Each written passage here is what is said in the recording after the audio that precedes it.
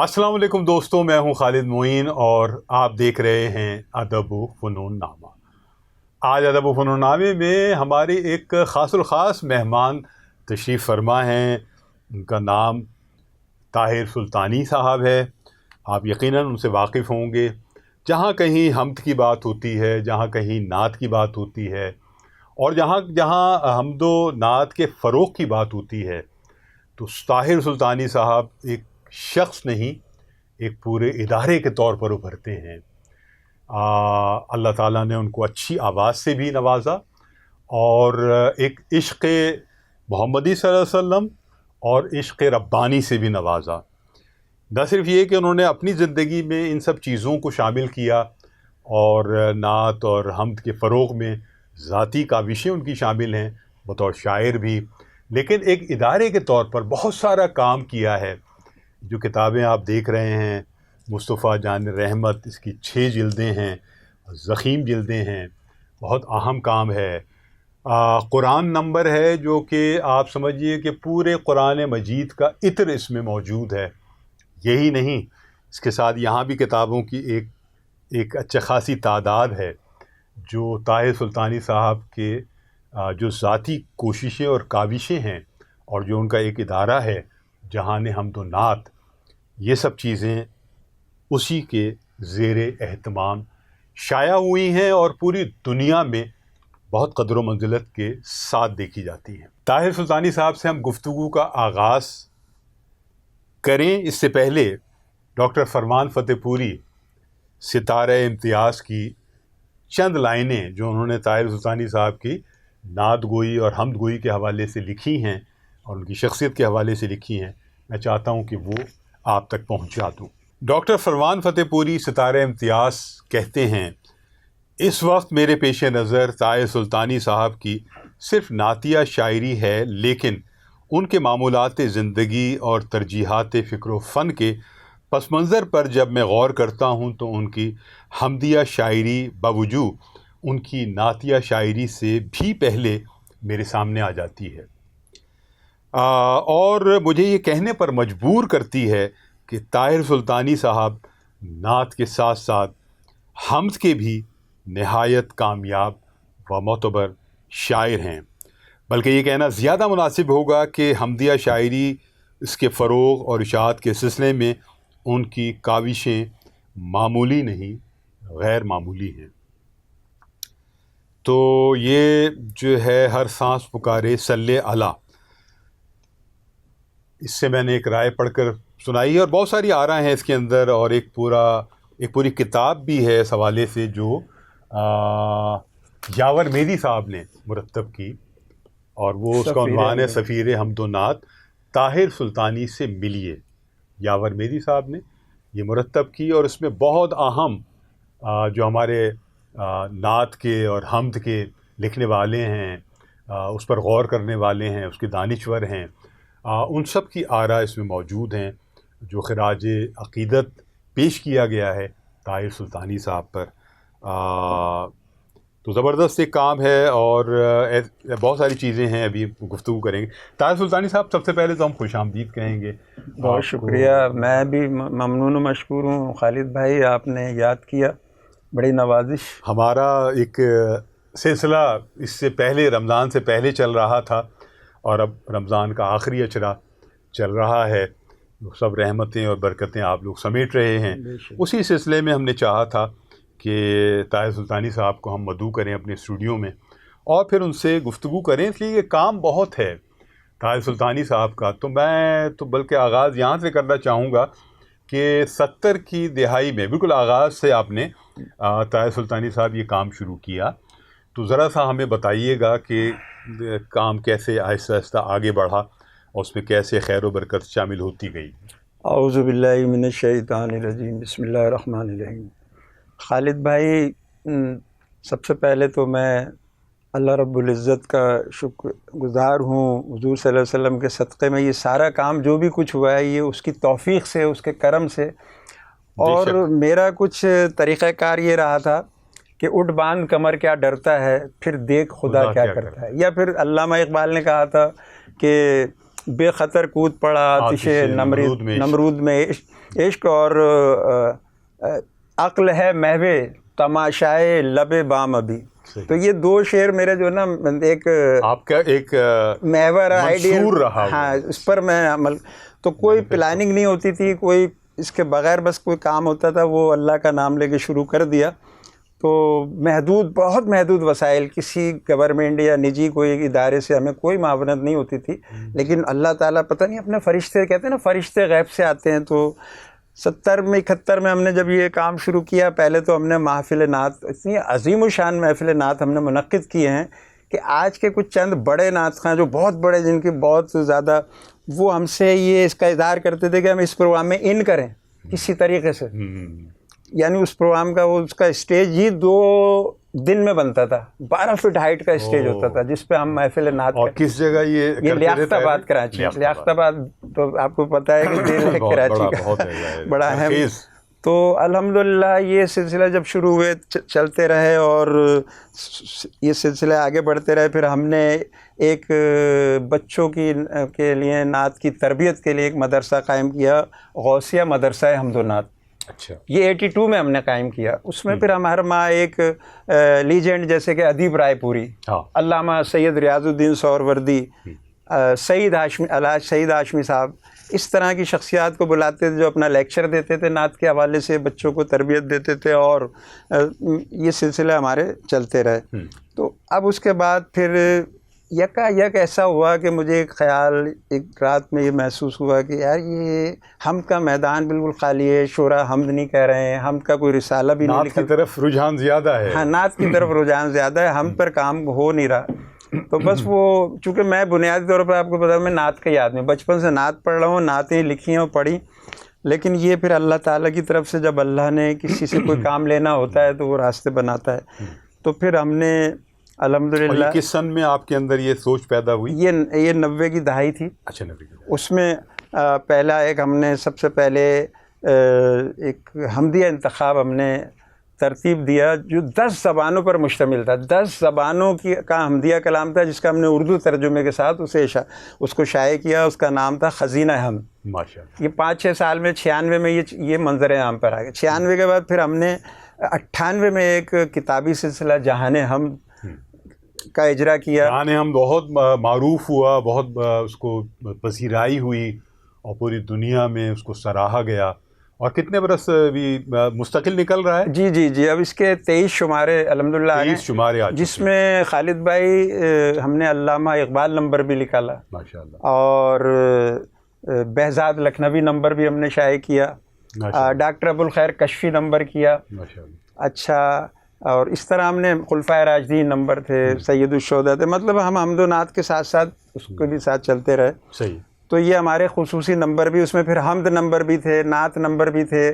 مثال کے تو جیسے یہ آپ کے سامنے یہ حمدیہ ہائیکو نمبر ہم نے نکالا، حمدیہ اور نعتیہ. اسی طریقے سے یہ نعتیہ آزاد نعتیہ نظمیں ہیں. جی اس کا ایک خصوصی نمبر ہم نے شائع کیا. ماشاءاللہ. تو اس طرح مختلف کام ہوتے رہے. گلشن حمد یہ غیر مسلم حمد گو شعراء کا تذکرہ ہے جو تاریخ مسلم نعت گو ہیں، وہ تو بہت زیادہ انتخاب ان پر آئے. جی لیکن یہ جو ہے یہ حمد غیر مسلموں نے جو حمدیہ اشعار کہے ہیں، نظمیں کہی ہیں یا اشعار کہے ہیں، اس کو طاہر سلطانی صاحب نے گلشن حمد میں مرتب کیا، اور یہ بہت زبردست کام ہے. اچھا، یہ سلسلہ چلتا رہا. 98 میں جہان حمد کا اجرا ہوا. 98 میں ہی ہم نے خالد بھائی ہم نے کہا کہ اس کو فروغ دینے کے لیے کچھ ترتیب سوچنی چاہیے. تو وہ ذہن میں پھر یہ آیا کہ ایک ماہانہ طرح حمدیہ مشاعرے کا ہم نے آغاز کیا. اچھا. اور یہ تاریخ اردو میں پہلی مطلب یہ روایت ہے کہ اس سے پہلے کبھی طرح حمدیہ مشاعرہ کہیں نہیں ہوتے تھے. 98 یعنی جون 98 سے یہ سلسلہ الحمدللہ. اور اس میں کوئی تعطل نہیں ہے، کوئی بیچ میں گیپ نہیں آیا. ہر مہینے منعقد ہوتا ہے. اور اس میں اچھا، اس میں طریقہ کار طاہر صاحب کیا ہوتا ہے؟ اس میں آپ اساتذہ کے کوئی مصرع دے دیتے ہیں یا صرف ردیف دے دیتے ہیں، یا کیا طریقہ؟ جی، ہم اساتذہ کا مصرع دیتے ہیں بلکہ ہم پورے سال کے چارٹ بنا دیتے ہیں 12 مصرے، اور وہ ہم تمام پہلے سے وہ اس کا شعراء کو بھیج دیتے ہیں، اور بعض تو ایسے بھی ہیں کہ وہ 12 کی 12 نعتیں کہہ لیتے ہیں، اتنا وجود کو ہے، لیکن 12 لیے کہ حمد. جی. تو اس میں خالد بھائی یہ ہوا کہ ہم کتنے شاعر شریک ہو جاتے ہیں اس میں؟ دیکھیں ہاں، میں اب اس کا بھی بتاتا ہوں. ایک مشاعرہ ہمارا ایسا یادگار ہوا کہ جس میں تقریباً 35 شاعر تھے ماشاءاللہ، اور یہ گورنر ہاؤس کے برابر میں اسٹیٹ لائف بلڈنگ ہے، میز کلب کہلاتا ہے، تو اس کے سامنے، تو اس میں تابش دہلوی صاحب نے اس کی صدارت کی. طرح مشاعرہ، جبکہ تابش دہلوی مرحوم صاحب یہ فرماتے تھے میں طرح پہ نہیں کہتا ہوں بھائی، میں نہیں آ سکتا، لیکن اللہ نے ان کی شرکت ایک مرتبہ مصرع دیا اور وہ حمد ہو گئی ماشاءاللہ. اور ان کی وہ علالت کی وجہ سے انہیں جلد جانا پڑا، تو انہوں نے اپنی جگہ پھر راغب مراد آبادی کو صدارت مسند صدارت دی. یعنی یہ اتنا یادگار مشاعرہ تھا خالد بھائی کہ یہ دو عظیم شخصیتیں انہوں نے صدارت کی. اس کے بعد ایک مشاعرہ اور یادگار ہوا خالد بھائی، آپ نے جب تعداد پوچھی نا تو اس میں 55 شعراء کرام تھے. اچھا. اور وہ تنویر پھول صاحب کے رہائش گاہ پر ہوا تھا، اور اس کی صدارت حیرت اللہ آبادی صاحب مرحوم نے کی تھی.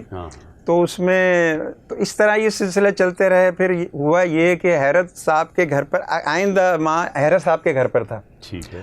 تو میں اپنے گھر پہنچا تو مجھے حیرت اللہ آبادی مرحوم کا فون آ گیا کہ بھائی کیا میرے گھر بھی اتنے شاعر آئیں گے؟ اچھا. میں نے کہا جناب آپ جتنا حکم کریں اتنے ہی آئیں گے. کہنا بھائی میرے گھر میں تو 20-22 شعراء کی گنجائش ہے، اس سے زیادہ نہیں ہو. پھر وہاں 2-3 بھی بج گئے، ٹائم بھی بہت اوور ہو. میں نے بھائی یہ اتفاق ہے. تنویر پھول صاحب چونکہ اتنے ان کے مراسم خود اپنے ذاتی بھی شعراء سے ایسے تھے نا کہ ہم نے تو بلائے تھے شعراء، لیکن ان کے اپنے بھی مدعو کردہ شعراء تھے.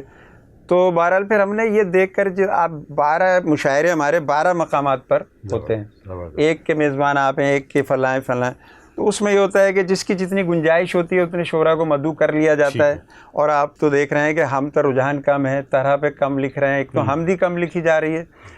خالد بھائی میرے پاس اس وقت 26-27 ہزار کتابیں ہیں جو ہم حمد و نعت ریسرچ سینٹر قائم کرنے جا رہے ہیں.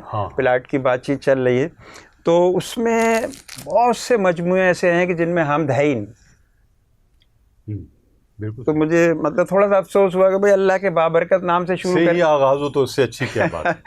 تو یہ ایک تو یہ میں یہاں کہنا چاہوں گا کہ طاہر سلطانی صاحب جو حمد ریسرچ سینٹر کی بات کی ہے، اس میں جو بھی صاحب ثروت لوگ ہیں اور ایسے لوگ ہیں جو اپنی آخرت بنانا چاہتے ہیں، وہ ضرور رابطہ قائم کریں طاہر سلطانی صاحب سے اور بڑھ چڑھ کر اس میں حصہ لیں. چونکہ یہ جو آپ اسباب مہیا کریں گے انہیں، تو اس سے نہ صرف یہ ہے کہ اس ادارے کا بھلا ہوگا، بلکہ خود آپ کے لیے بھی جو اس میں آپ حصہ ڈالیں گے اپنا، خود آپ کے لیے بھی آخرت کا سامان بہم ہوگا. یہاں میں یہ بھی کہنا چاہوں گا کہ طاہر سلطانی صاحب کوئی ایسے بڑے صاحب ثروت آدمی نہیں ہیں اور ان کے وسائل بہت زیادہ نہیں ہیں، بلکہ مجھے تو ہمیشہ یہ لگتا ہے کہ طاہر سلطانی صاحب نے جو ان کی اپنی فیملی ہے، جو ان کا اپنے معاملات ہیں، اس میں سے بھی حصے نکال کر اس مشن میں وہ ڈالتے رہے ہیں، صرف اللہ کی خوشنودی کے لیے، اللہ کے حبیب صلی اللہ علیہ وسلم کی خوشنودی کے لیے. اور اللہ تعالیٰ نے اسی میں جو بھی برکت پیدا کی ہے، چونکہ وہ اس سے بالکل وہ نہیں ہوتے، وہ کہتے ہیں نہیں اسباب پیدا ہو جاتے ہیں، لیکن اس سے زیادہ اسباب ہونے چاہیے. طاہر سلطانی صاحب ایک فرد ہیں لیکن ایک ادارے سے بڑھ کر کام کر رہے ہیں. کوئی حکومتی سرپرستی ان کے پاس نہیں ہے، کوئی صوبائی کوئی وفاقی سرپرستی نہیں ہے، کوئی اور جو بڑے ادارے ہیں صاحب ثروت لوگ ہیں ان کی بھی ایسی کوئی خاص سرپرستی حاصل نہیں ہے، لیکن ان کا مشن بہت بڑا ہے اور اس مشن کے لیے اسباب اللہ تعالیٰ ہی مہیا کرتا ہے، اللہ کے حبیب صلی اللہ علیہ وسلم ہی پیدا کرتے ہیں. لیکن ہم سب کو بھی اس پر غور کرنا چاہیے اور ان کے ہاتھ مضبوط کرنے چاہیے. تو کبھی کبھی دل آپ کا وہ بھی ہوتا ہوگا طاہر سلطانی صاحب کہ اتنا کام آپ ماشاءاللہ کیے جا رہے ہیں، لیکن ایک تو یہ لوگ آپ کی طرف اس طرح نہیں دیکھتے کہ اگر آپ کے پاس کوئی بہت بڑی گاڑی ہوتی، آپ کسی بڑے محکمے کے سربراہ ہوتے تو لوگ آپ کے آگے پیچھے ہوتے. آپ جو ہیں ایک سادہ مزاج آدمی ہیں، سادہ زندگی گزارتے ہیں اور مستقل کام کرتے ہیں. تو ایک تو میں یہ دیکھتا ہوں کہ آپ کا نام اس طرح نہیں ہے جتنی آپ کی خدمات ہیں. دوسرا یہ ہے کہ لوگ باوجود بھی تھوڑا سا آپ کا جب نام آتا ہے یا آپ کا کام آتا ہے یا آپ کی خدمات آتی ہیں تو باوجود بھی تھوڑا سا کوشش کرتے ہیں کہ یار یہ نام ذرا کم سامنے آئے. تو اس سے دل برداشتہ بھی کبھی کبھی ہوتے ہیں کیا؟ نہیں خالد بھائی، الحمدللہ جب لاؤ میں نے اللہ رب العزت سے لگا لی اور اس کے محبوب صلی اللہ علیہ وسلم، تو پھر مایوسی کا تو سوال ہی پیدا نہیں ہوتا. اور میں اگر یہ جو غیب سے مددیں آتی ہیں نا، اگر بتانے بیٹھ جاؤں تو آپ کے 4-5 پروگرام بن جائیں گے. لیکن تو میں اللہ کی ذات سے مجھے امید ہوتی ہے کہ جب میں کوئی کام کرتا ہوں، آپ دیکھیں آپ نے شاید شرکت بھی کی تھی الحمدللہ، جب پہلی حمد و نعت عالمی کانفرنس کرنے ہم جا رہے تھے آرٹس کونسل میں، جی بہت شاندار. تو لوگوں نے کہا کہ یہ ایک مطلب خواب ہے طاہر سلطانی کا، یہ بس کہہ رہے ہیں بس یار کوئی ذرائع تو ہے نہیں ان کے پاس، تو کس طرح ہوگا. تو بہرحال جب وہی بات ہے کہ اللہ پر آپ توکل کریں تو بہت شاندار وہ کانفرنس وہ پھر ایسے اسباب اللہ رب العزت بناتے ہیں کہ آدمی تصور نہیں کرتا. پہلی کانفرنس ہوئی اور پہلی کے بعد پھر دوسری ہوئی اور دوسری کے بعد 5 کانفرنسیں ہو چکی ہیں ماشاءاللہ، جس میں ایک کانفرنس ہماری ایک کلب ادھر ہے وہ اسکاؤٹ کلب میں، 2 arts council of Pakistan Karachi میں اور 2 کراچی یونیورسٹی میں، یعنی کہ اس بے سر و سامانی کے عالم میں بھی 5 کانفرنسیں. یعنی وہ جو صاحب کہہ رہے تھے کہ یار یہ بہت ناممکن چیز ہے، اور تو اللہ تعالیٰ نے یہ دکھایا کہ دیکھیں ہم 5 کانفرنسیں کر کے دکھا دیں آپ. جی الحمدللہ. تو بات جو ہے وہ تو مزید آگے بڑھتی ہے، لیکن ہم طاہر سلطانی صاحب کی اجازت سے یہاں ایک بریک لیں گے، ایک وقفہ لیں گے، اور اس کے بعد پھر ہم حاضر ہوں گے طاہر سلطانی صاحب کے ساتھ. کیونکہ کام بہت زیادہ ہے طاہر سلطانی صاحب کا، تو باتیں بہت زیادہ ہیں، تو ہم کوشش کر رہے ہیں کہ اس میں کٹ ڈاؤن کر کے کچھ باتیں زیادہ سے زیادہ آپ تک پہنچائیں. تو یہاں ایک ہم اجازت لے رہے ہیں طاہر سلطانی صاحب سے کہ یہاں ایک ہم وقفہ لیتے ہیں. آپ سب کو خداحافظ کہتے ہیں، طاہر سلطانی صاحب بھی خداحافظ کہیں گے آپ سب کو، اور ہم پھر حاضر ہوں گے. خالد معین کو اور طاہر سلطانی صاحب کو اجازت دیجیے. فی الحال خداحافظ. اللہ حافظ.